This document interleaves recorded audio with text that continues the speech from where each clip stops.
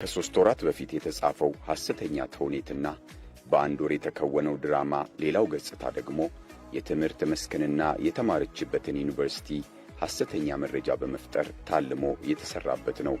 በኢቢኤስ ቴሌቪዥን የተሰገሰገው የጥፋት ኃይል አየር ላይ ባዋለው የቴሌቪዥን ፕሮግራም የሐሰተኛ ድራማውን መነሻ መቼት ደምቢዶሎ ዩኒቨርሲቲ መሆኑን የተገለጸበት የተላለፈ ሲሆን ይኸውም ከዩቲዩብ ላይ ሲጫን ሆን ተብሎ እንዲቆረጥ ተደርጓል።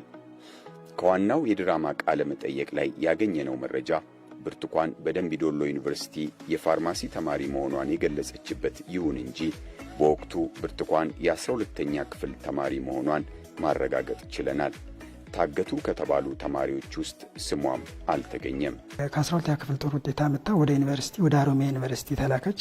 ሀሮሚያ ዩኒቨርሲቲ ትንሽ ከኛ ከጎጃም ተነስቶ ሀሮሚያ ዩኒቨርሲቲ ለመድረስ ትንሽ ራቅ ስለሚል ሐዋሳ እንድትማር አረጉ ዘመዶቿ። ሐዋሳ ዘመድ እህትም ስላለቻት ርቀቱም ስለሚያስቸግር ሐዋሳ ሄደችና ትምህርቷን መማር ጀመረች። አካውንቲንግ ኤንድ ፋይናንስ ሐዋሳ ነበር መኖሪያ ያኔ ማለት ነው።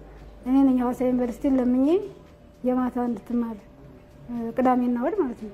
ቅዳሜና እሑድ እንድትማር አድርጌ በ2013 የአካውንቲንግ ተማሪ ነበረች ሐዋሳ ዩኒቨርሲቲ ማለት ነው። ዩኒቨርሲቲ ቢሆን ለሄደችው ደምቢዶሎ አልነበረም። ከመጋባታቸው በፊት ሐዋሳ ዩኒቨርሲቲ ተማሪ ነበረች።